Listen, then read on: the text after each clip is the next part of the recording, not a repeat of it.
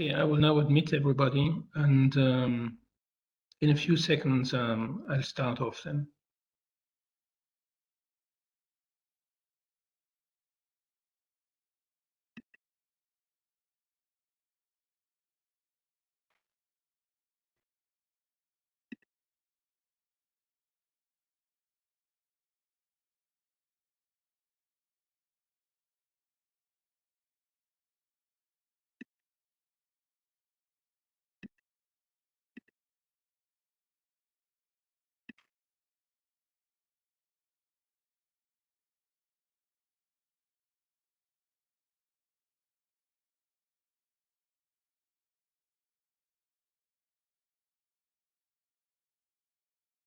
Right. Hello, everybody. Good morning or good afternoon, wherever you are. It's my pleasure to welcome you for our latest ValueCast, which today is on the topic digital policies in language intelligence. In a minute, our moderator, Bruno Hermann, will be introducing the speakers. There will be a discussion as usual. Some of you may already know our format. And in due course, after about 45 minutes of interaction between the speakers and the panelists, we will open up to the participation of the audience. And we very strongly encourage, of course, everybody to participate in this using either the chat function to ask questions, make remarks, or even to intervene directly, orally. At the end of the panel discussion, I will be opening up the system for everybody. Furthermore, I'd like to emphasize that, as usual, we always welcome your comments on the quality of our webcasts.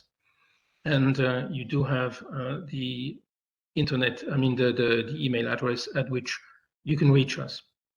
So that was it for my introduction. I am now very pleased to introduce Bruno Hermann, a member of our board of advisors, who will be moderating this panel. Bruno, the floor is yours. Thank you very much. Sharing this, and then indeed the floor will be yours. Okay. All right. Well, thanks a lot, Philip, first of all. And good morning, good afternoon, good evening, everybody, wherever you are in the world. I guess we have also today a very international panel from the US, from Europe. So they will be more than happy to tell more about where they are today and what they are doing. In a minute, I would like to thank everybody for joining in the audience today. There will be more people joining. And as Philip just mentioned, I always want to start by having each panelist introduce himself or herself and also share some first thoughts or first observations regarding the topic of the day. And the topic of the day is really exciting. I'm sure that many people on this panel and of course in the audience have heard about digital policies, but I'm sure that if we ask each person today, what does digital policy mean for you, we will have as many answers as people responding. So I think this introduction will be really useful to set the stage. And I want to. Oh, there is some echo. Okay, all right. And just to get started, I want to welcome the expert on the topic, Christina Podnar, and ask her to introduce herself and to share some, as I said, some observations or some thoughts that will be very useful, I'm sure, for the rest of the discussion. Christina, the screen is yours. Thanks so much, Bruno, and everybody else for having me today. I'm really excited to be here and really excited and looking forward to this conversation. I think that sometimes when we talk about digital policies, we're really focused on things like the marketing side. We're talking about delivery or digital operations. And I don't think we talk enough about the value of digital policies when it comes to content translation, localization, and how we can free of that environment and the people who are working in that space to really have more impact, more kind of creativity, more innovation, and really leverage the value of everybody that's working in this space. And so I'm really excited to talk about that today, and maybe also debate some of the points with my colleagues. My background is obviously in digital policies. I live, breathe digital policy, which usually causes people to snooze, but I get really excited about it because I think of digital policies, as you will, if like guardrails, basically. I think of them as a framework that allow all of us to be really creative and very innovative, but also make sure that we don't put the organizations that we work for at risk by going outside of the boundaries that are okay.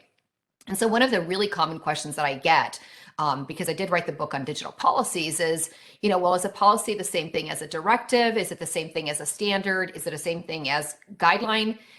And why do we even need these things? Like, it sounds more like red tape and bureaucracy. And so today I'm hoping that what we can do is really help everybody come into either alignment or a little bit more of a consensus around what is it that we're talking about when we talk about digital policies, and where's the value, where's the opportunity in digital policies. And so I'll share my screen with you briefly and give you a sense of how I think about digital policies, because I do put things into not just 3 containers, but possibly even more. Right? There's the digital policy container, the digital standards, the digital guidelines, and then for some of you, there might be standard operating procedures, or what we call cookbooks. But let me just start out with the top 3, because I think this is where the majority of the confusion happens in organizations. When I'm talking about digital policies, I am talking about that framework. So policies are the high-level beliefs and the goals and the objectives of the organization. A lot of times we think about them as complying with laws or regulations, which is definitely true. And 20% of the time, we create policies so that we can be compliant. Compliant with things like, if we are in Quebec, we need to translate English content into French because it's legally mandated, right? So there are times when we actually have to do something to comply with a law. And so policy for Quebec might be always create content, digital content, in English and in French. Whereas there might be opportunistic policies, which have nothing to do with laws or regulations. They're really about how we do things.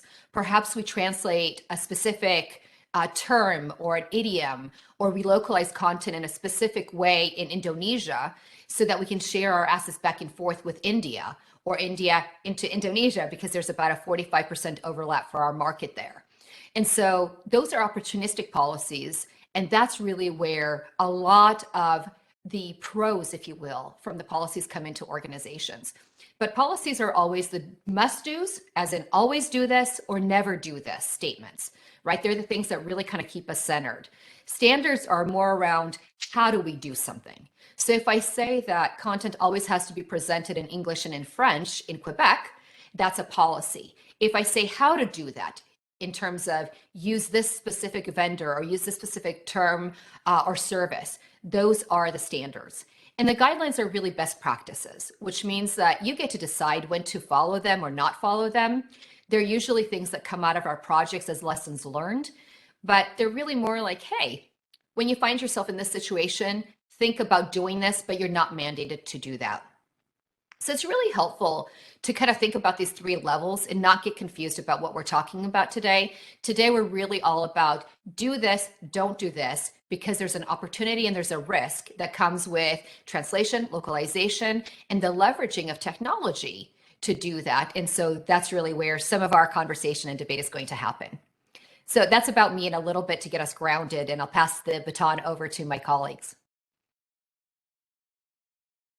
Thank you very much, Christina. This is a great introduction. I'm really glad you mentioned the difference, or what those words really mean, because personally, I used guidelines many times, and with you, the first time I remember, the first time I was listening to one of your presentations, you explained that we should talk about policies, and since then I'm using policies as many times as guidelines, and for me it was a change, because guidelines seemed to be, for me, a word that could be really used in all cases, just to mean that something had to be done. And actually, I understood the difference, and I also understood why implementing guidelines was sometimes very difficult because there were no standards and there were no policies in place before that. So great points. And I would like now to ask Renato to share his thoughts and potentially his experience on this topic, and help us to even add points to the discussion. So Renato, the screen is yours. Thank you so much. My name is Renato Beninato. I'm the chairman of Nimdzi Insights, a market research and consulting company in the language services space.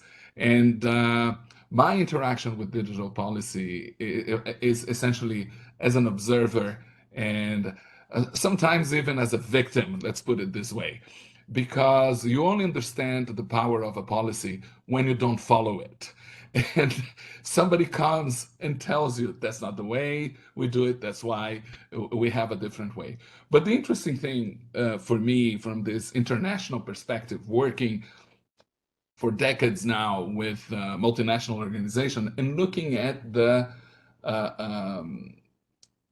development of this challenge, right? In the old times when you didn't have computers, you didn't need a digital policy, you just had a communication policy that was very top down, comes from headquarters, this is how we do it. And some people would follow it, some other people wouldn't follow it because it was done locally and it was okay. Nobody will see, nobody understands Korean in the headquarters, so they don't know how we're doing. And this, as the digital environments became much more prevalent, and now it's the only environment that we live in, digital policies take a different context because any person can go on a social media platform in another country, in another language, use machine translation and see what people in that organization are saying in the local markets. So it becomes even a matter of liability, a matter of branding, a matter of positioning for the organization, that the organization, and I loved your analogy, this is the law, this is what the things that we believe and the things that we need to enforce in the organization to communicate. So I think what I've observed over the years is that it's much more I don't want to use the word dangerous, but I can't find a better word now, not to disrespect a policy in an organization today, because before you could get away with murder, now you get caught very fast. There's context, and we're going to talk more about this. One of the challenges that we have in our world today is that whatever you do, now you start with 50 languages, you start with 50 geographies, and that adds complexity. It's not complicated, it's complex, because you need to deal with the things that we're going to talk about today: culture, local expectations, local regulations, and things like that. So I'm very excited to be discussing this, because this is part of the challenge that used to be the domain of multinationals and multilateral organizations, and now it is the domain of everybody. And as we go into new platforms, this compounds. It doesn't only escalate or multiply, it compounds in complexity. Great. Thanks a lot. Yeah, thanks a lot, Renato. Great points. Great to indeed put actually digital policies in this perspective, which is, that the world has changed, and I also like the point that you made about, addressing complexity, and that's just to face it, because otherwise there is always a human trend to believe that everything should be straightforward and easy, but it's not. So that's certainly something we'll circle back on. So Joseph, you have spent quite some time, to say the least, in multinational and large organizations, and I'm sure that you faced a number of challenges, and also that you also made some achievements in terms of digital policies, or you saw at least how important digital policies were in the organizations you were in. So can you share a bit more about your your perspective and even your experience, if you want to. Okay, thank you, Bruno. I must start by thanking you for having invited me to participate here. I'm calling today from Geneva, although it could have been Luxembourg as well. I tend to live in this part of Europe. As you said, I spent almost all my working life in translation, in international multilateral organizations of different kinds, because it's not the same thing, a government as it used to be in the past, or a purely multilateral organization as it was until December. I think I forgot to mention to Philip that I retired in December, but that's not important here. And I'm not,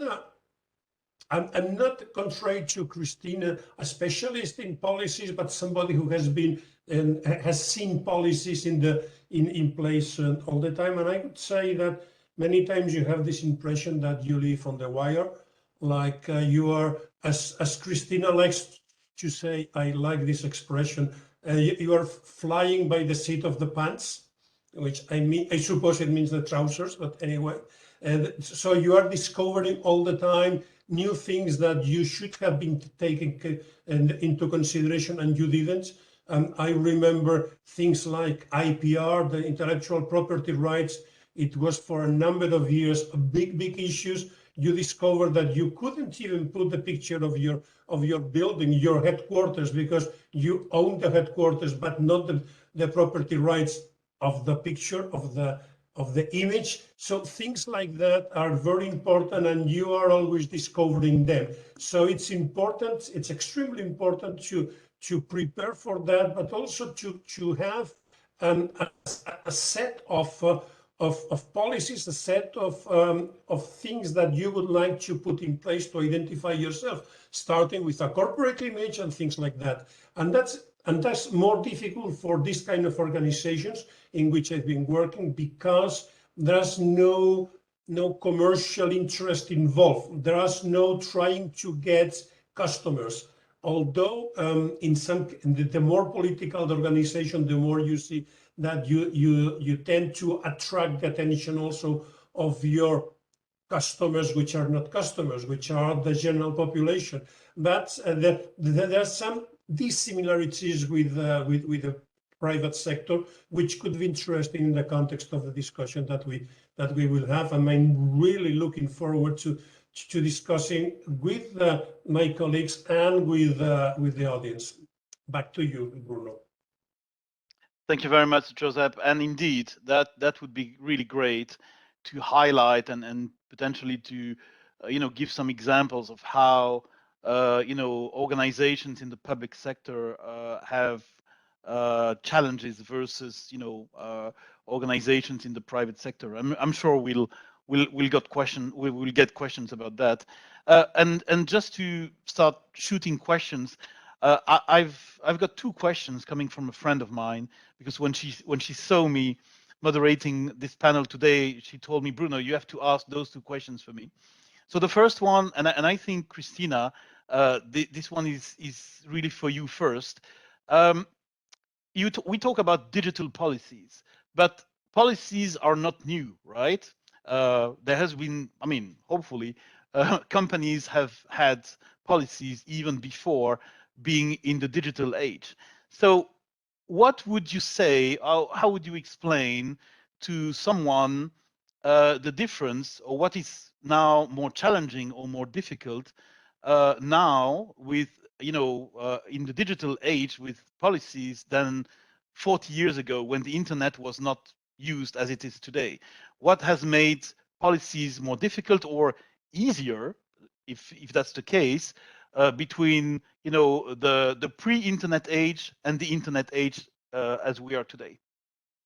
Great question, Bruno. I love your friend's question, because I think it's so important to acknowledge that, as you said, we've always had policies. In fact, a lot of organizations still have policies that say, if you're out of work for more than 3 days, you have to bring in a doctor's note, right? So we actually have that type of policy. And yet a lot of organizations aren't focused on digital policies as an enabler or as an actual thing today. And going back to Joseph's point, I think it's a really important one. Two thoughts that I had as you were speaking, Joseph. One is Sometimes digital policies are called directives. And I also forget to mention that, right? Especially multilateral organizations, we don't necessarily use the term digital policy.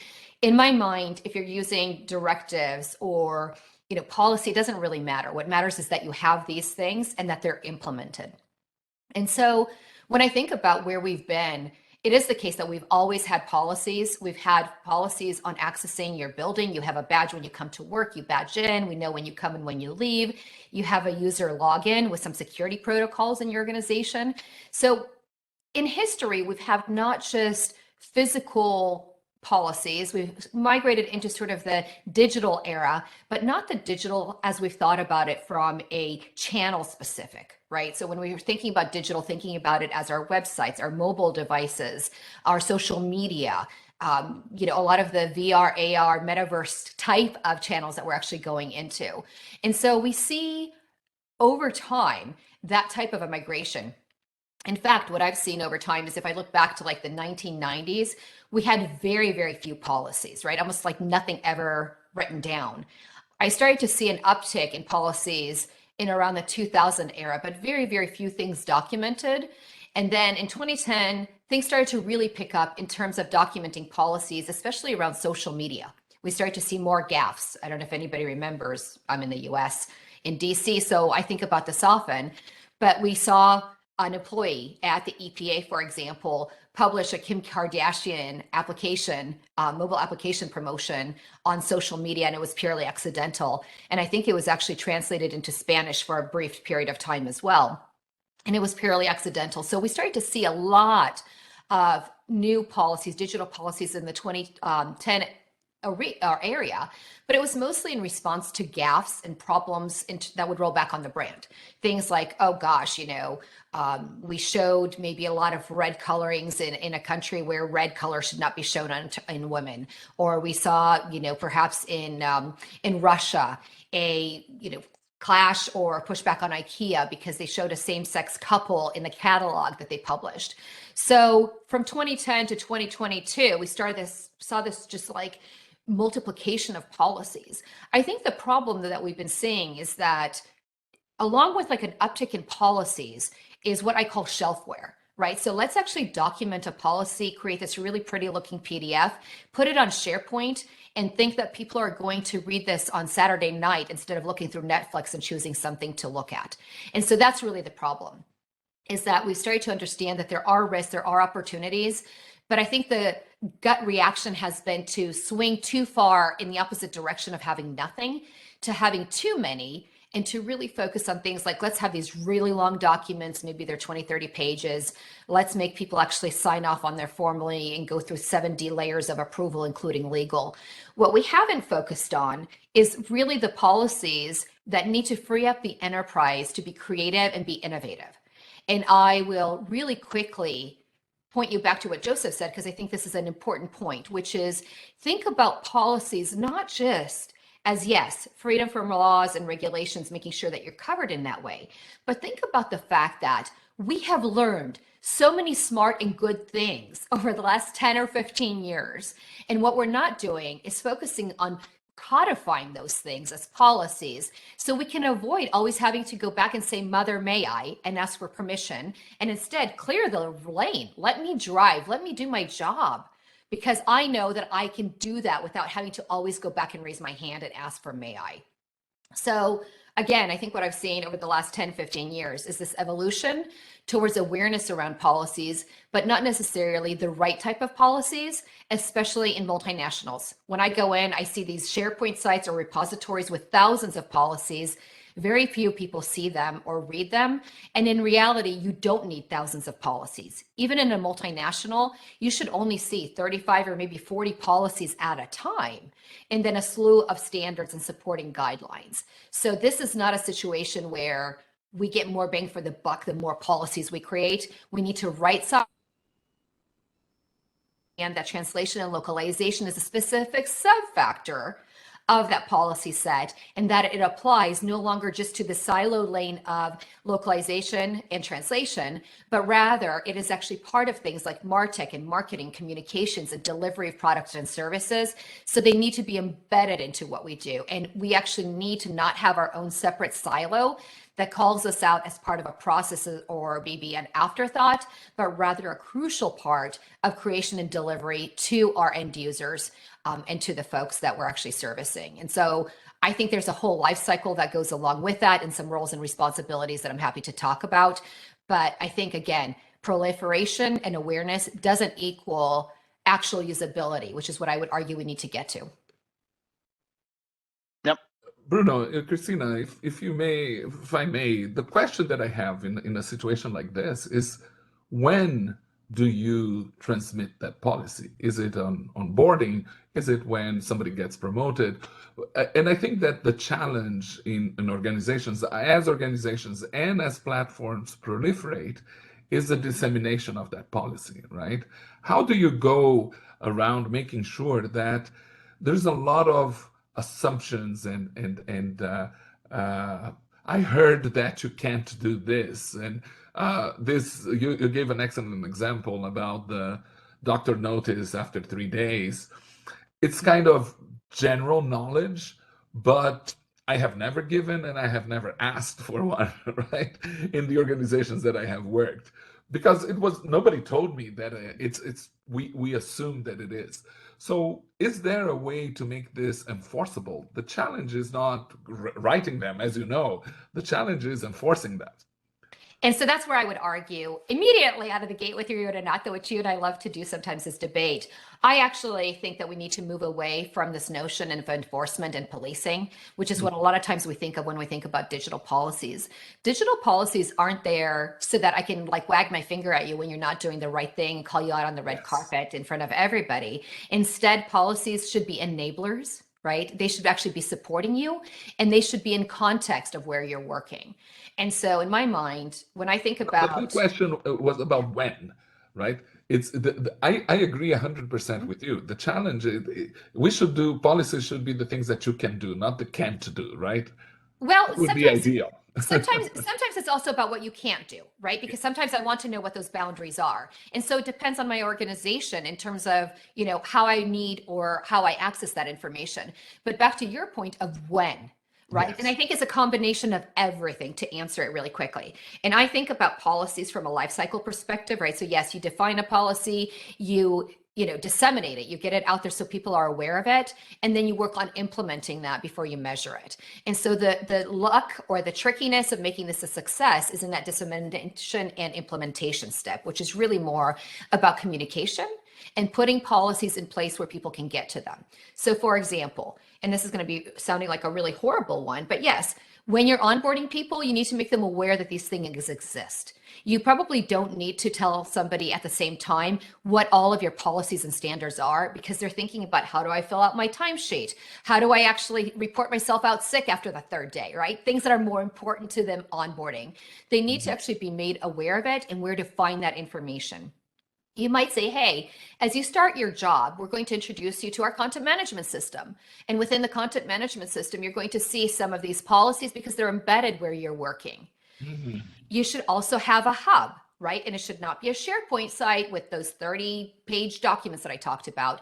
It should be an interactive hub where I can actually ask my question of, hey, let's pretend that it's Renato. Hey, Renato, may I show my advertisement of 3 whiskey drinks in India next to the image of a pregnant woman? And the answer is no, Christina, you can't. You work for an alcoholic beverages company, and that's not okay to do, right? So when you look at translating and localizing content and an image, make sure you don't put those 2 things together, right? But that should be a don't, which is still okay to have, because I know that that's my boundary. Like, don't do that.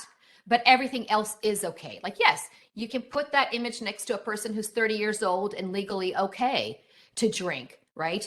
Maybe you can show that as an image with somebody who's handing over their keys to a friend for responsible drinking. That's an okay, but don't show a person getting behind the wheel after they've driven, right? So it's a matter of having it as part of onboarding, as part of ongoing socialization. as part of a place where people can go and ask questions or get the knowledge when they need to, but it has to be in context. It can't be read these 600 pages and then go see your legal representative, because that's not going to work. And I think when we talk about that middle tier, which is continual communication and awareness, it has to be things like when I'm logging in the morning and I'm looking maybe at my portal at work, I'm seeing that Renato got like a high five and a bonus buck for a Starbucks card, because Renato did a really great job on a campaign he was working on in Luxembourg. And he got this translation like done in nick of time, really well, compliant with everything that we were asking him to comply with.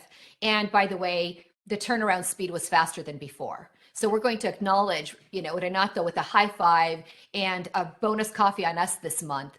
And there again, you're quickly giving people bits of policies, but you're also doing it in a positive way and encouraging people to do that type of behavior versus coming back and shaming when Christina maybe doesn't do the same good job that Renato does, or maybe misses a beat, right? So there's this, yes, onboarding, yes, meet people where they are when there's a question, but in between that, embed policies into elevator TVs or cafeteria TVs, into daily logins on the portal, into maybe your Yammer group or wherever else it makes sense for the organization. So you're giving bite size of policies and keeping people's knowledge up to speed on a regular basis in a fun and an engaging way. And that's where people start to really buy into policies and apply them in the workplace. And it makes a difference in day-to-day operations. You made me think of something, Christina, in your reply, because I think it's something very important that you said, but it was under the water, which is that in writing policies, I think that we should avoid, everybody should avoid the perfectionism approach. I mean, anything that you cannot implement, that will need extreme and extreme amounts of policing to be sure that it's put in place, is something which is rubbish and which is just paperwork, and it's for the SharePoint and it's over. So we should be realistic and do something that can be done and that people can adhere, so people can do but by conviction, because they see that it brings value. If it doesn't bring value, it's meaningless. So there are many things that I could learn from what you were telling in reply to Renato. I think you're absolutely right, Joseph. And I actually, that's making me think back to a project that I did about 2 years ago, and it was fascinating. I actually interviewed different teams right around the globe, and I think maybe Renato will remember this story because he was so along for the ride. But I think we actually saw in India a team that was creating artifacts, and they were for marketing purposes. They were translating, they were localizing, and it turns out, like, this is that example that I use, like the Indonesian market isn't 100% the same as the Indian market, but because there's such a high population of Indian population and influences in Indonesia, there's an opportunity to translate a lot of content into Indonesia. So it's like, when do you do that? When do you repurpose that content and not do a complete 101 again between the two countries? Like, when do you share? When is it appropriate? When is it not appropriate?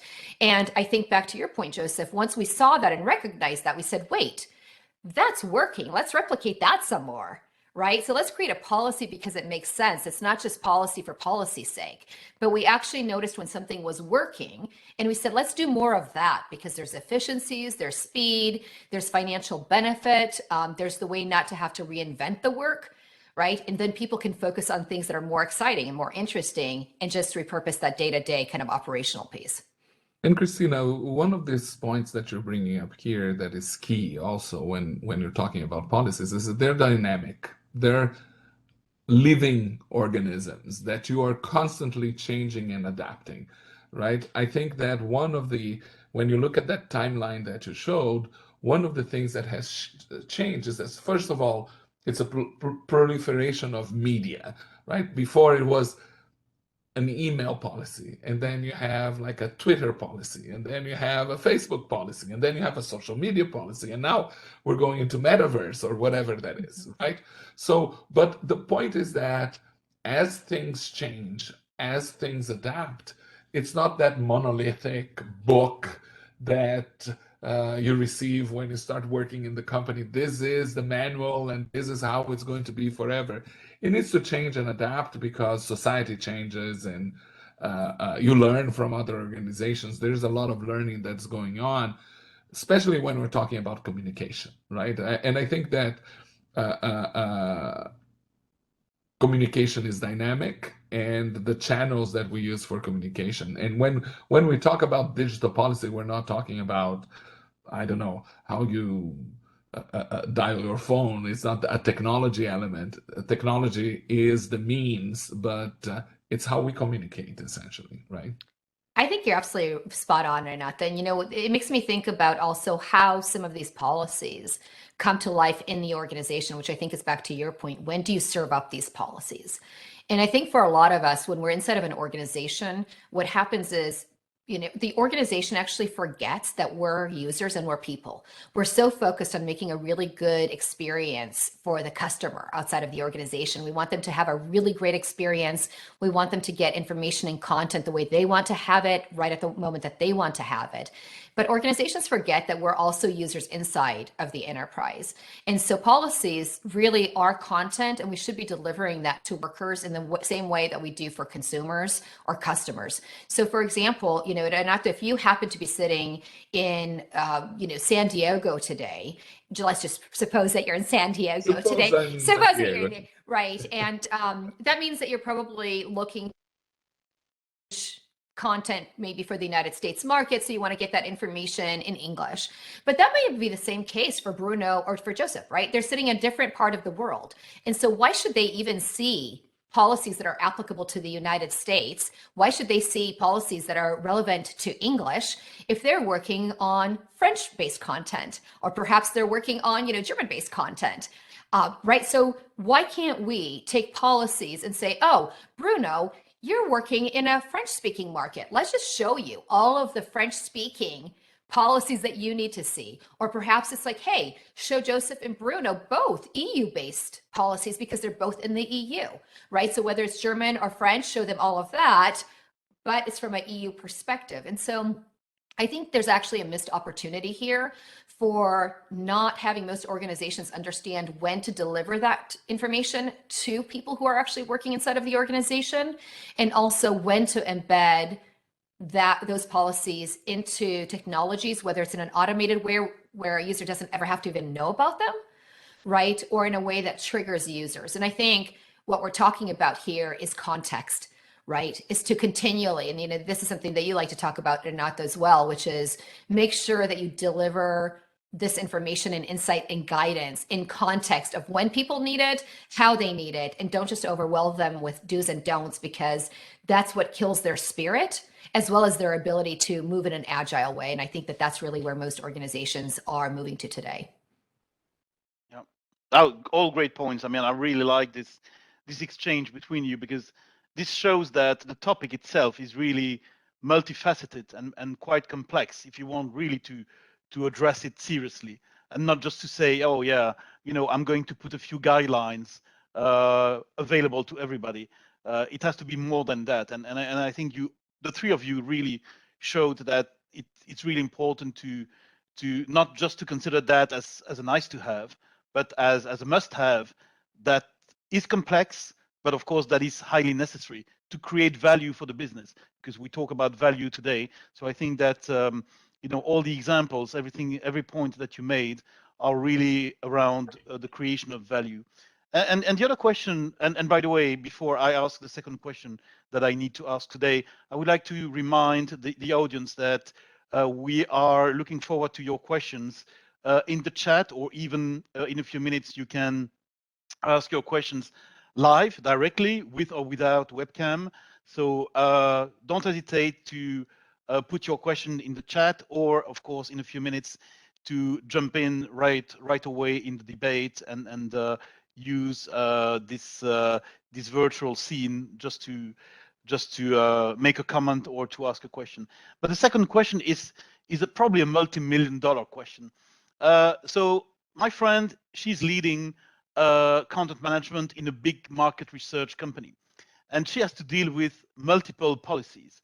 She has policies for the localization of content. She has policies which are language policies. She has policies regarding how to handle some tools in some markets, for instance, do I need to anonymize data in my content for the US, or is it okay to use personal data in the US but not in Europe? And so she has a number of policies, and she says that there is one owner for each policy, and her company now is thinking about assigning one owner for all policies. Would you say that this is something sensible to do, or would you still recommend to have multiple owners of multiple policies?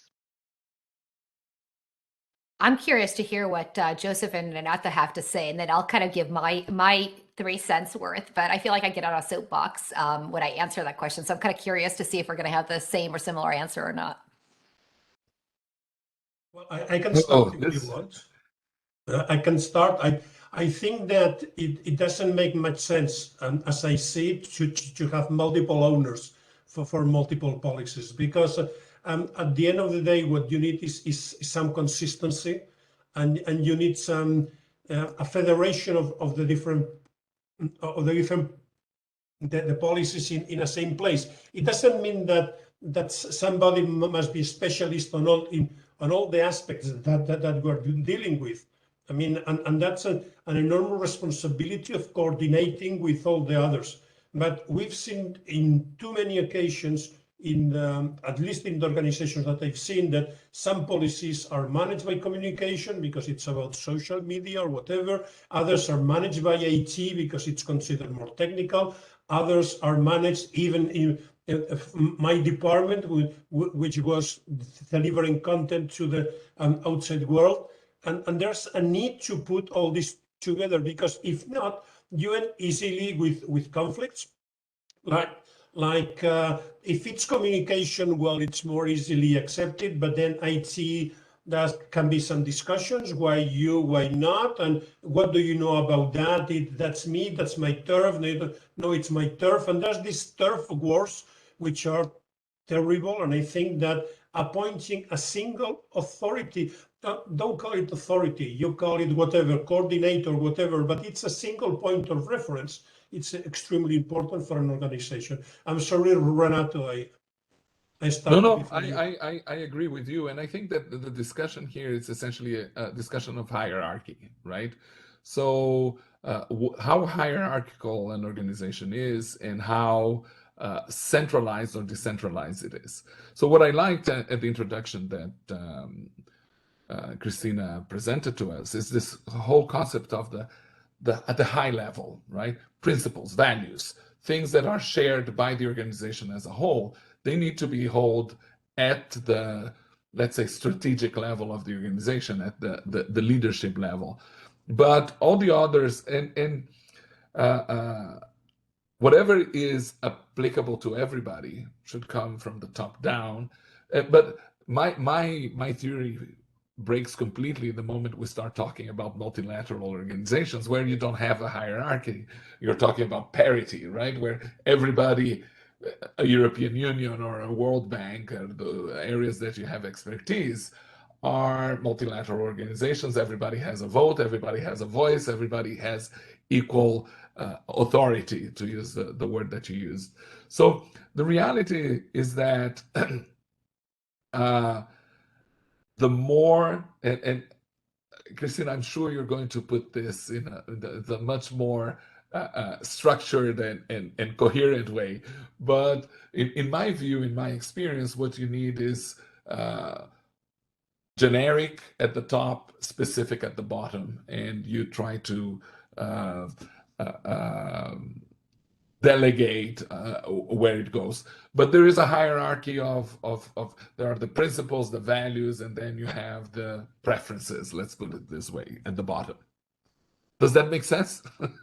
I think it makes sense. And this is actually what I've seen work in organizations, whether they're top down, bottom up, or they're sort of peer, right? And I think that oftentimes the environment is slightly different. Nonprofits tend to be bottom up, for-profits, companies are top down usually, as well as, militaries, et cetera.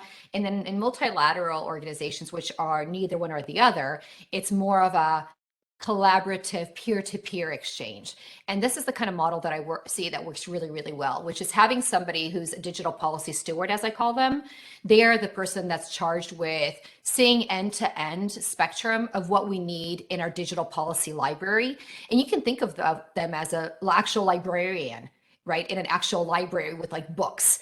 The librarian is there just to ensure that we have all of the titles that we need to have in our library. If people aren't interested in nonfiction, that we're not actually putting nonfiction into our library, that we're just focused on fiction, so that it's appropriate. We don't want to just have books for the sake of it in the library. We want people to come and check out the books and read them, etc. And so I think that you have the steward that's working with, you know, many authors, not just one, but many authors, back to how Joseph put it, because there are IT specialists and there are marketing specialists. And guess what? There is a translation specialist, as we know. And so each one of those individuals is a subject matter expert, and they are best positions to understand what position an organization should take based on a particular topic. So for example, you can hear that I'm speaking fluent English. I also speak Croatian, a little bit of other languages, but I cannot speak Polish. Like, I probably could kind of recognize it if somebody was speaking it, but not really. So I'm probably not going to be the right person to translate and decide, you know, what a policy on Polish language should say. But there's probably somebody in our audience today that's a Polish speaker, a native Polish speaker, who says, yeah, I got this. So that's the person I'm going to tap on the shoulder to be my author of policies on anything that's related to Polish language. And they're going to help me write that policy. They also might be somebody who's a subject matter expert, that an author who's writing a topic, for example, on workflow in a content management system for translation and localization. That author who's writing that policy would tap that Polish subject matter expert for input. They want to take their input and understand that it works for everybody if we're going to write that policy, right? Get that adopted into the organization. But it's really this dynamic between the steward, who's almost like that librarian, and the author, who's the author of the individual policy or a book that's going to reside in our library, that happens. And it's that symbiotic relationship that can really lead to a good process around gathering information, making sure we document the policy, that we don't just have it be that document that's on SharePoint and stale as a PDF, but we actually are keeping it current, as you both pointed out. We need to make sure that it's current and up to date as a policy that has been approved, right? Just because I write a policy doesn't mean that everybody's going to adopt it. So again, how do we ensure that everybody understands that this is something we have to do and that it's mandated, whether from, you know. Christina, I think that one of the elements that I find fascinating, because talking about this changing nature and advancement of technology, Yep. there are simple tools. One of the challenges that you have is terminology, right? What is the right terminology to use? Any organization today can have a tool like Grammarly or simple spell checkers that you can centralize in your organization. In my small little market research company, we have in our spell checkers in the Google environment, we have the words that we use, and there are words that they're synonyms, but they come with the red wiggly lines under it, because Grammarly will suggest, oh, there's this is how we use it. We don't use that word, we use and this is a very basic element, which is not about behavior, it's just about words that you prefer to use. And these are the things that you can automate. You don't even need to tell people, because we are trained to look at the red wiggly line under the word and correct that, right? Well, that's right, but we might have to have a policy that says use Grammarly, right? Yeah. Because otherwise I might just choose to rely on my grammar and spell check inside of Microsoft Word, and all of a sudden Renato is 100% compliant with the NIMSY right way of writing and relating and terminology and translation, whereas I'm doing my own little thing here in Microsoft Word, and the two of us are not aligned. And so perhaps we have a client and they get a brief and it's like, wow, this one sounds like the regular language that I see from NIMSY, and it's like, well, this must be a different company because it's completely different, right? And so that might be a good policy to document at NIMSY that says, hey, do this always. We always use Grammarly. But absolutely. And if you can embed policies or how you do something into tools, that's ideal. It should really almost be a no-brainer for people if you can make it a no-brainer, right? But when we think about things like memory translation, especially, what goes in there, what doesn't, what's appropriate for one market versus another, how do we understand? Back, I think, to Joseph's point, when we see that something is working, right? How do we understand that we're going to codify that and do more of that? Or by the same token, if we see that something's not working, right? Like if we're all using Grammarly and then somebody comes along with, I don't know, some language that we haven't really been using for a very long time, and they go, wow, Grammarly is not working at all. What is the process to understanding that Grammarly doesn't work for everybody? And maybe we need to go back and consider, are we using Grammarly or Microsoft Word? Right. And so that's this process. And I think that's where we come into, we need not just somebody who's the librarian for the policies, but we need the authors, and we need to understand where the triggers are to either say, yes, we need a policy. No, this policy is completely out of line. We don't need it. Who even came up with this? It's no longer relevant, but it was 5 years ago, right? Back to your point, and not that perhaps a policy that was developed around Twitter in 2012 was appropriate at the time, but do we need it today, or is it just common sense? Well, now you said Twitter, there's a new owner, maybe we need a new one. We have to rebrand everything. It's a change, right?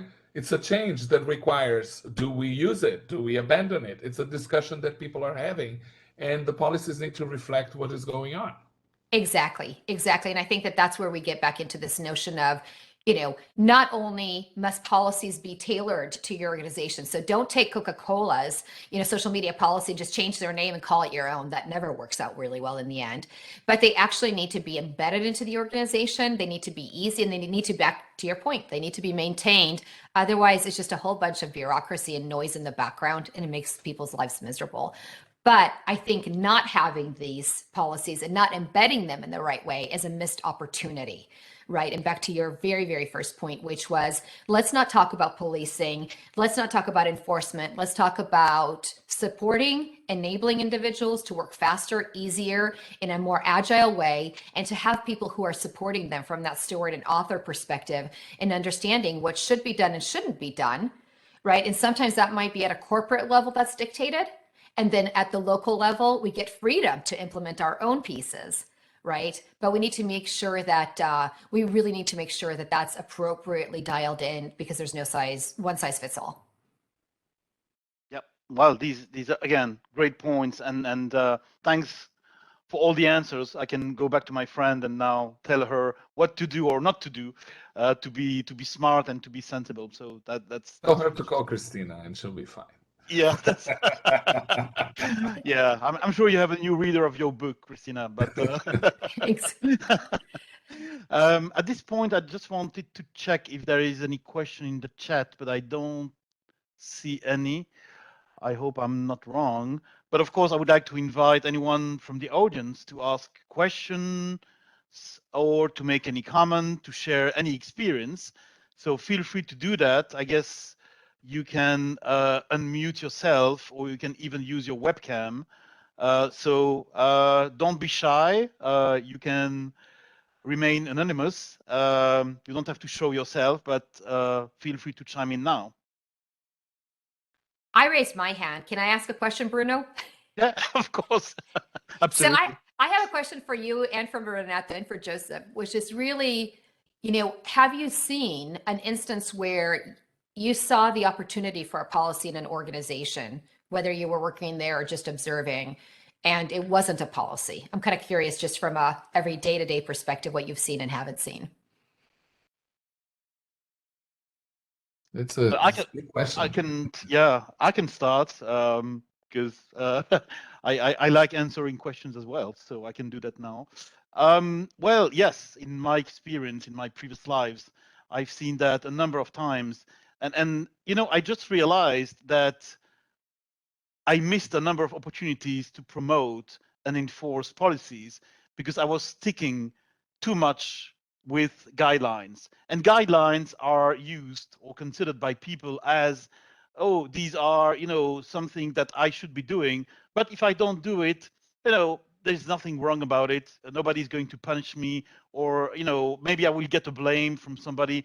But it was not strong enough. So I think I saw a number of opportunities, but it was too late because I didn't listen to you before, Christina, and I realized that probably a number of times in terms of implementation of tools, implementation of language intelligence tools, implementation of content management, international, global content management, there were a number of guidelines for the translation, for the localization, for the terminology, and everything that you can imagine that is really important internationally.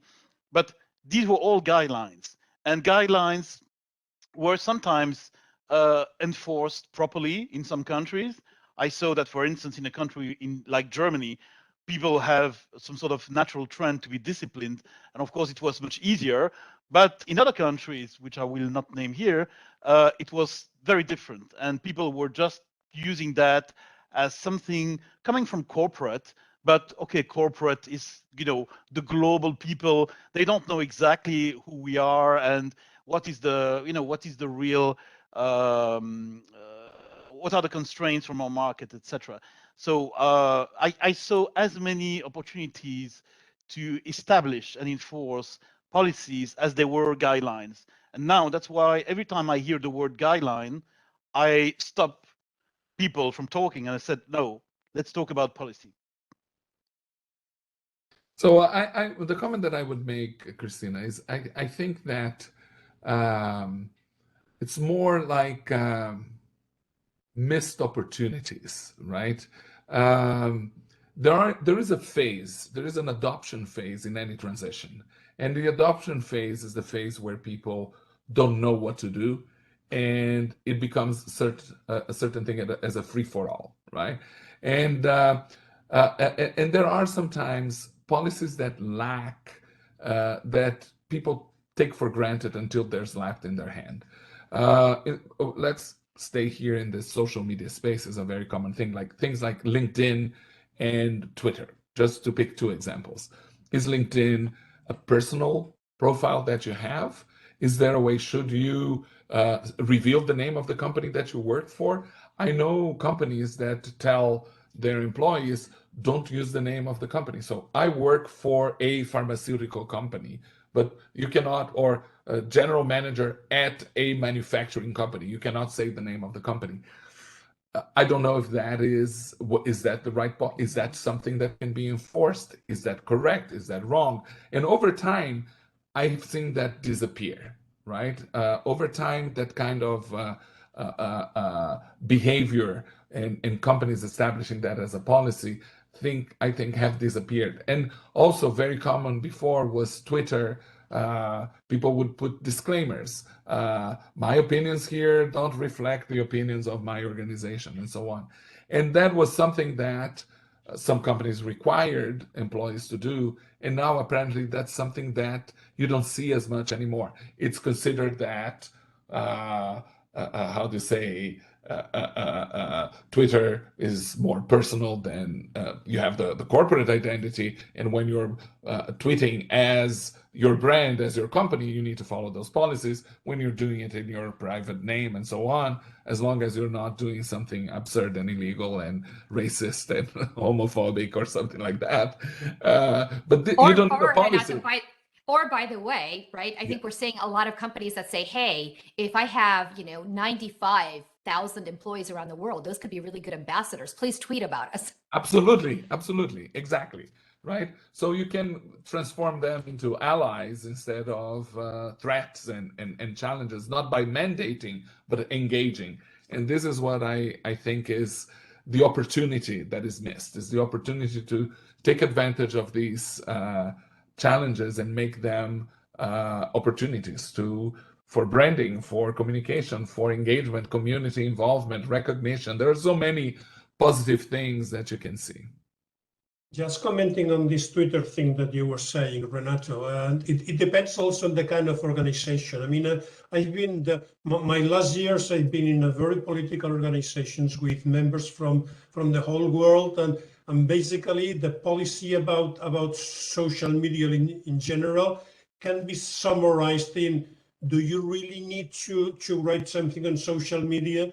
be careful, because whatever you say can be misunderstood in one or another country. It can be considered bad here, but there, and you have a reputation, you belong to the organization, so you'll be immediately recognized as part of the organization. So it depends a lot on what you do, what you write, and in many cases you must reduce yourself to very little on how can you help the business of the organization. Joseph, this is such a good point. I'm thinking specifically about speaking guidelines, for example, right?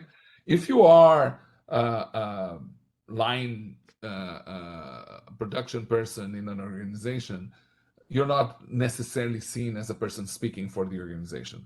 But if you are an executive, if you are a leader, if you are representing the brand, so I work with event organizations or event organizers, and frequently we will invite a speaker from a large corporation. They need to get approval from PR because they want to know what are the questions that are going to be asked. Am I going to be put in an embarrassing situation? Am I going to put the brand at risk if I participate in it just occurred to me a story that happened here in the United States. That's somebody goes to a white supremacist event and as a keynote speaker and doesn't know that it's organized by an extremist organization, and that reflects badly on the brand, on the organization, and the situation. So the policy also has to have a certain application. Who does this apply to? The higher you are in the organization, the more visibility you have. If you're a director, is one thing. If you are an assistant or a manager, it might not be as risky or as impossible. Or back to your point, I think, right? Because this is making me think about another use case that I saw, within the last year, where somebody actually translated a press release for their company. And it was posted to LinkedIn, it was posted to Twitter, it went through news wires, et cetera. And that individual who translated the press release ended up liking the press release on LinkedIn. And you think, well, what's wrong with that, right? It sounds great. The person was very proud of their work. They didn't comment. They just pressed the like button on LinkedIn and said, yay, like this press release. Well, it turns out that it was actually a pharmaceutical company, which is regulated. And in the EU, employees are not allowed to promote pharma products. Bruno shaking his head, yes, right? And guess what happened? They got slapped on the wrist. And so, I know we're talking a little bit outside of maybe like the actual policies that we started talking about, but this is a really great example where an individual thought they were doing the right thing. They weren't saying or commenting anything. They just pressed the like button. They ended up getting investigated. Thankfully, the fine was really small. It could have been pretty large, but I think it really shows not just the need for policies and an understanding of where that applies, because that individual was in the EU country. If they were in the US, it wouldn't have mattered. It would have been fine.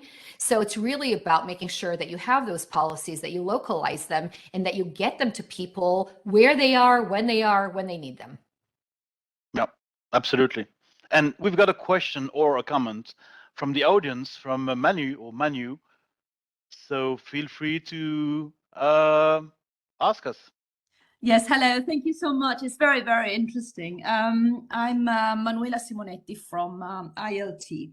Now, I wondered, do you have suggestions on how to contextualize policies? Because policies are usually very long. Nobody spends time on reading the policies, much less on interiorizing them and learning them by heart, so that they become automatic and dictate the behavior of the person. So how do you manage to reduce them to fruitful chunks that people are made aware of in a specific context? So I'm happy to answer that, because that's my bread and butter, if you want. And I'm working on that all of the time. So I end up, I usually get called in after people are like, oh, we have, policies, and they're like 20 to 40 pages each. As you said, Manu, they're very long and they're very mundane. But legal teams always say, no, they must be 47 pages or we'll get sued. And they have to read exactly legalese like they do. So what I end up doing is saying, fine, put your PDF on SharePoint, satisfy your legal people. In the meantime, let's make these into like little blurbs that people actually understand and they can follow. And back to, I think, what Renata was saying earlier, sometimes people just need a reminder of do this or don't do that. If I'm in Italy, don't click the like button when there's a company press release about a pharma product. Done. Nobody needs any more than that one statement. Like, just don't do that, right? Or yes, please encourage, or, please retweet or share information on recruiting anytime you want to. Again, we don't need a huge policy on that. So I think how do you contextualize that is to, again, think about this from a user perspective, understand how the user wants to take in that information. Do they want a checklist, right? Maybe they want to see it as a checklist of do's and don'ts, and then with links to things that they can read more about that. Maybe they want to see that on the SharePoint page when they log in and they can go and look for something. Maybe they want to see that as a little button that has a light bulb icon when they're actually in their CMS, right? And so they're actually starting to like write a press release, and it's a little light bulb that says, hey, you mentioned this word, think about not using that word, right? Back to Renata's point, or Grammarly gives you a little squiggly line that says, don't use that, right? So I think it's about understanding how people think about that, what's applicable to them, and where can you give them that information so you meet them where they are when they're working on something, number one. And that doesn't work with those long PDFs, right? Or long policies. They do have to be short and concrete. And I think you actually have to build it in a way that doesn't require people to have to sit through 7 or 8 hours of training. Now, there are instances where you might want to actually have people who are certified, right? And that's another thing that I tend to do with clients is like not only contextualize this information, but back to your point, if there are people who day in and day out need to have this knowledge and they're going to be super users, let's just say that they need to be super users who are fully certified. So we do put them maybe through training where they go through 3 or 4 hours of training. We give them a certification. We say, hey, you can publish anything you want, anytime you want, because now you're a super user. Anybody can become a super user if they want to go through that process. If not, that's fine. You can still go through the regular approval chain. That's cool. But these are some options for you, right? And so I think that there's a different way that you contextualize this and make this applicable to the organization. And I don't think it's just one thing. I think it's take this as a toolkit, right? And pull out all of your tools depending on what you need. There's a hammer, there's a wrench, right? Or going back to my library concept, you're the librarian, right? Who needs to give people the type of books that they need to read. It's not always going to be fiction. Sometimes it's going to be nonfiction. Sometimes it's going to be Harry Potter. Sometimes it's going to be Stephen King, right? So pull out of the library what that person needs when they need it because they're in that mood for reading it, or they're trying to get their job done, and tell them what's applicable in a way that's digestible. Again, keeping that repository where people can go and self-service. Maybe it's a chatbot even, right? I've actually written on like how to create a chatbot for guidance. Very simple. You can actually have the organization adopt this. It's actually fun. People want to use that. So you can create a chatbot to get the guidance. You can have it in short blurbs as checklists. You can have it with links to longer PDFs if people really want that detail. You can embed it into the CMS. You can embed it into other tools like your Grammarly, into a workflow. You can embed it into artificial intelligence and natural language processing. You can do whatever you need to, but you need to pull it out of that toolkit, and you need to understand that the toolkit has many tools. And we just have to understand when it's appropriate to grab which tool. And there are some moments in the interactions that you have in the organization that are prime moments for those things to happen. What comes to mind in a situation like this is that when you work with very large corporations, I'm thinking here of Bank of America here in the United States or Microsoft, and you're a vendor to these organizations. Every year, all the employees that are touching that account have to go through this, I don't know, 5 screens where you have, it's actually, they describe the policy. You cannot say the name of the company in your press releases without our authorization. You cannot say that you are an approved vendor for Microsoft without our approval. And then they ask you 3 questions, or you have a multiple choice. Okay, the New York Times calls you and you, the journalist, ask what are the companies that you work for. Can you mention Microsoft? You press yes, boom, red. No, you can't, and so on. So these are technologies these are means that you can have to enforce policies at regular checkpoints. Every year you renew your contract, you go through that. Every year you get a promotion, you go through that. And those milestones might be triggers for you to review and remember those policies. And also keeping in mind, if you are in the receiving end of the policy, it's also a very good moment for you to question those policies.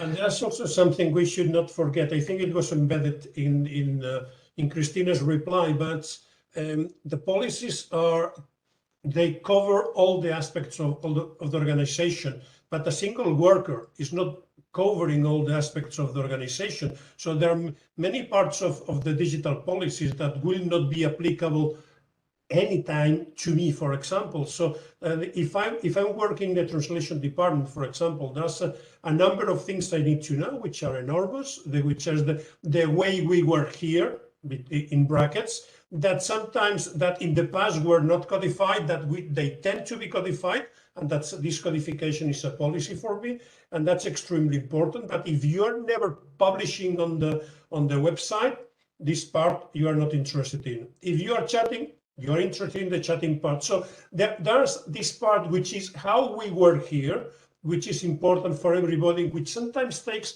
many pages of codification, but you need it because it's the way you work. And those other activities that you enter into contact with, and there you need to do what you were talking about. But it's not the whole set of policies that need to be distributed to everybody, only on a need-to-know basis, I would say, and except from general operations where you tell everybody the 4 or 5 basic things that everybody should know. But many times there are things that we're not interested in, we'd rather don't touch it.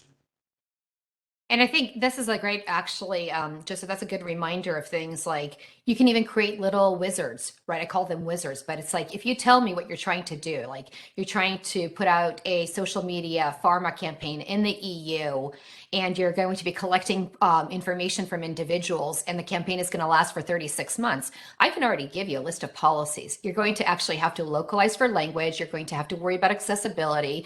You're going to have to worry about GDPR, right? I'm like going down my list now, and I'm starting to rattle off things that you have to think about already, right? And so I can basically give you a nice little checklist of things that you're going to need to pay attention to. You're not going to have to think about what's applicable, in Canada, because you're in the EU. I already know that. And you don't have to worry about what China's data localization policy is, because you're not there. And so even through something as simple as a wizard, we can kind of take you down a path that makes sense for you specifically and tailor that content to you. And back to Donato's point, I think whether you're a vendor or a staff person is also going to be a very different type of checklist potentially. So we need to keep that in mind.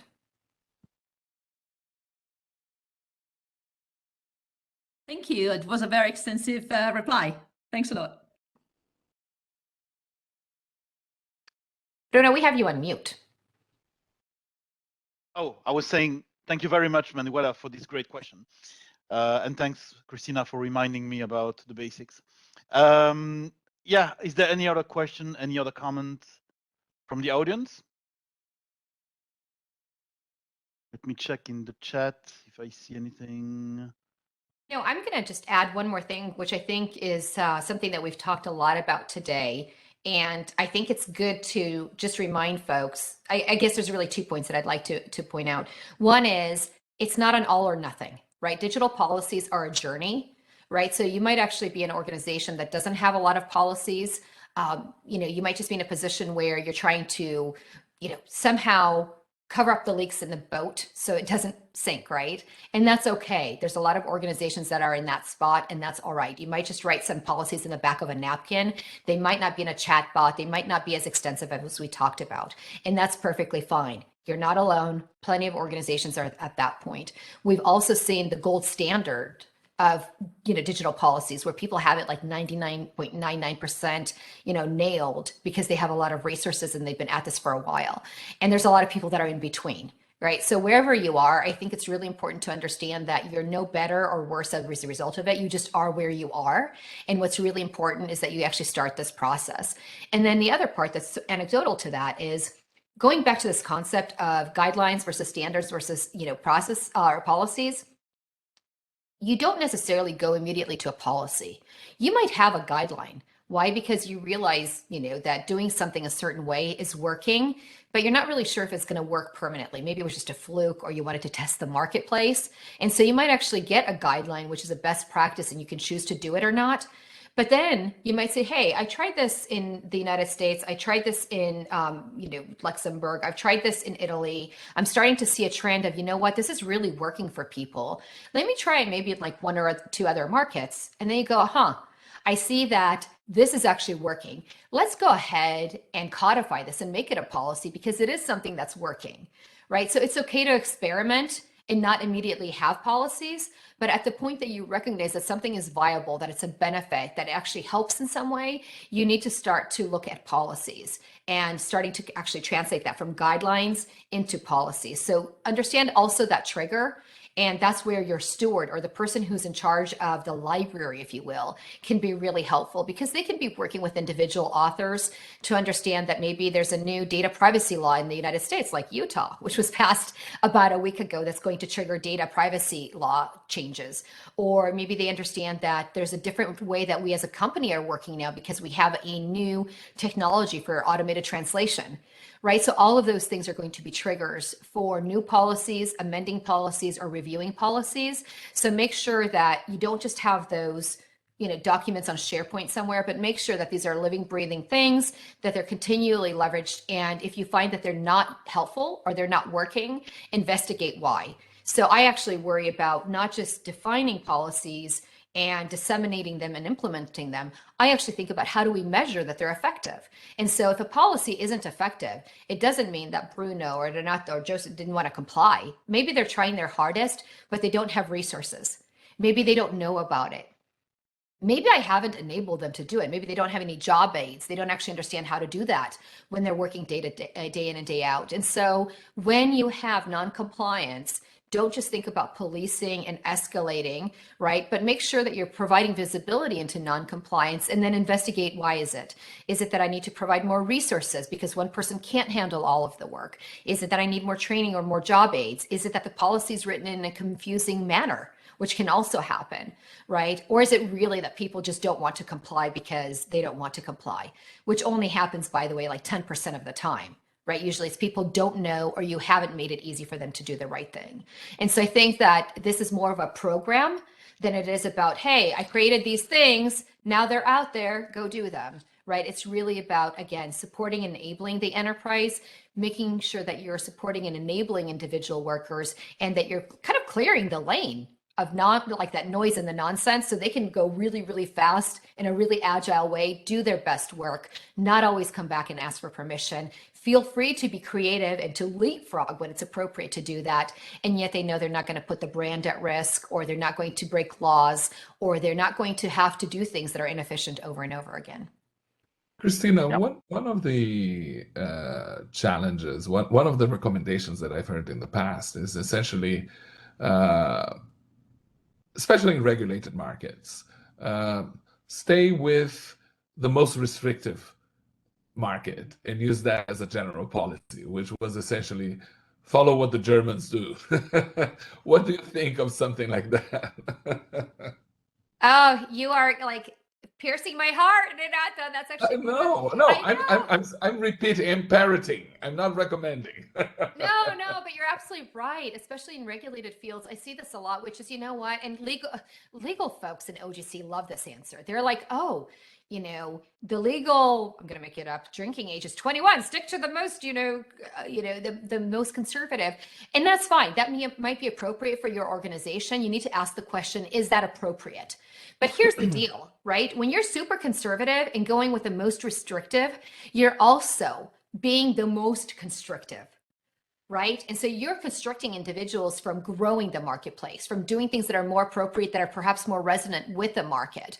And so that's the conversation to have, right? I mean, a lot of times people come to me, Renato, and they say even things like, Christina, do we need to comply with GDPR? And then I say something like, that's a perfect example, right? And I love this because, I make people's heads spin. I go, of course you don't. And people go, what? Like, you're a consultant, why are you telling me? And I'm like, you do not have to comply with GDPR. you're risking a fine, you're risking a brand rollback, you're risking user trust potentially, but in reality, nobody says your company's going to die if you don't do it. Depends on who you are. And so it's a business decision, right? So if I'm a Coca-Cola, for example, I probably want to come into compliance with GDPR. Why? Because if I have a data breach, regulators are going to be really upset. If I'm a metadata, I'm under the microscope in Europe, right? I really want to be GDPR compliant. But what if I'm Christina Inc. and I'm a startup and I have this revolutionary new idea and it's AI driven and what I need is a lot of data and I need for that data to be translated into multiple languages?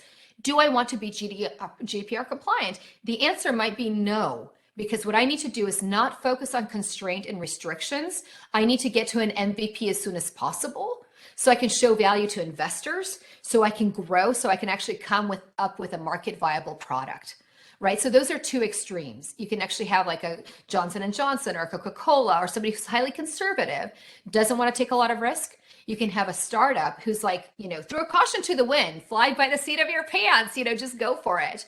Or you can be somewhere in between. And that's where right-sizing the policy is really important, and understanding what's applicable to you and what isn't is the case. And you don't always want to be the most restrictive, because if I am compliant with GDPR, that might be helpful because, I know that then in Brazil, I'll also be compliant with their requirements around data privacy.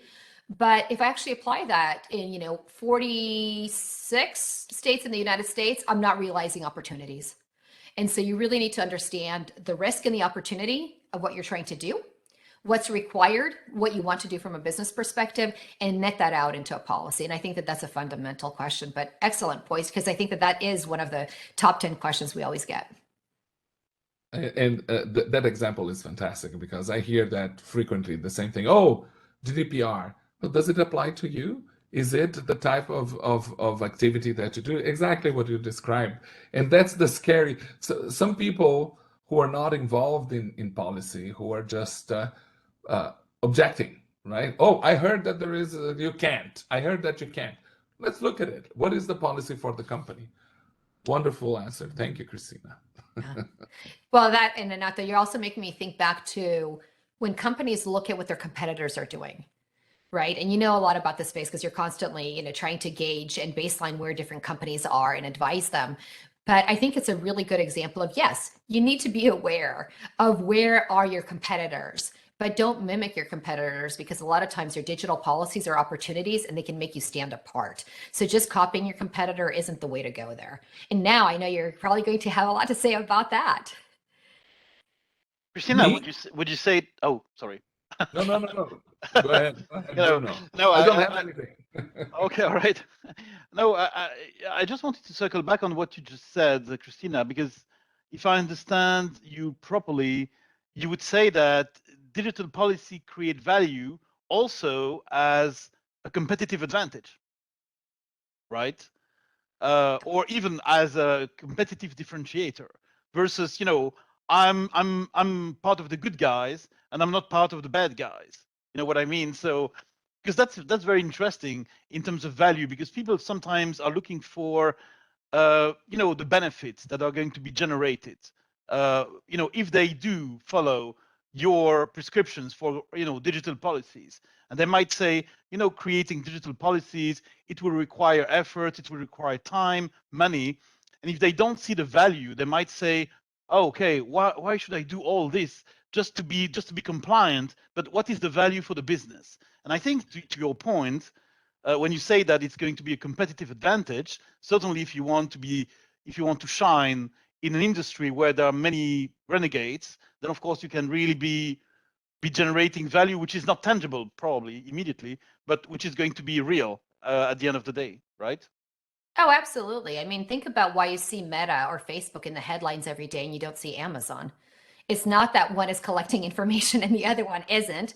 It's not that one knows more or less about me, right? I mean, they both know too much about me already. The difference is that Amazon hasn't had a Cambridge Analytica, right? It's the fact that, Amazon is not out there touting that they're going to actually be doing crazy things in the metaverse, even though guess what? They're doing a whole bunch of stuff with their incubation, right? And so I think that it's really important to understand that policies are actually what's driving that type of behavior. And you're seeing a direct reflection of that in the marketplace. You're seeing the fact that if you ask most people, do you trust, Amazon over Meta? They're going to say, yes, I do, which is just crazy. Right? Because again, Amazon knows more about you in some instances than Meta does even, but it's just not seen as that. And so policies are helping companies stay ahead in different ways and position themselves in a different competitive advantage. Sometimes it's good to fly under the radar and feel like people can trust you. Sometimes it's good to just be out there. The policy is just be quiet, don't say anything, and let's keep doing it. Exactly. I mean, that's a policy, right? The policy is exactly. like zip the lips and keep on trucking. And so to me, I think that that's really important to understand and to codify that so that, if you're a company as big as Amazon, everybody's in lockstep, right? And I always say, to people, and this is horrible because I do speak at conferences where sometimes I'll shame and blame, but just for example purposes, right? I'll actually show like Amazon, which does a really great job of translating all to the last mile. We have organizations that don't. They're like, well, we're going to localize, we're going to standardize on a content management system, but we're not going to localize every single piece of content, which ends up being a jarring experience, right? The last mile can't be done in the local language, which just loses trust with people, right? It's like, why did you bother trying to localize the product information, but the press releases are all in English? Like, do you not care enough about me? You just want to sell me stuff? You don't really care about my experience. And so whether it's at an Amazon scale or just an everyday company scale, right? I think you have to get your policies right. Otherwise you end up having either a bad experience or losing trust with the consumer. And you have to remember that everything you do or everything you don't do translates back to dollars and cents and where the business is. That's great. Yeah, that's really great. And that's the value of the value cast. Yes, exactly. Perfect conclusion, Renato. Thank you very much. You just take the words out of my mouth. But that's perfect. And yes, I mean, I guess we could talk for hours about this topic because there are so many implications and so many facets for this topic. But I would like first to thank all panelists for their time, for sharing their experience, their expertise. So I cannot thank you enough for everything that you've done to be on this panel, but also to prepare for this panel. I would like to thank Philip for the support to organize this ValueCast. And of course, last but not least, I would like to thank the audience for listening and sharing. And of course, we can continue the conversation offline.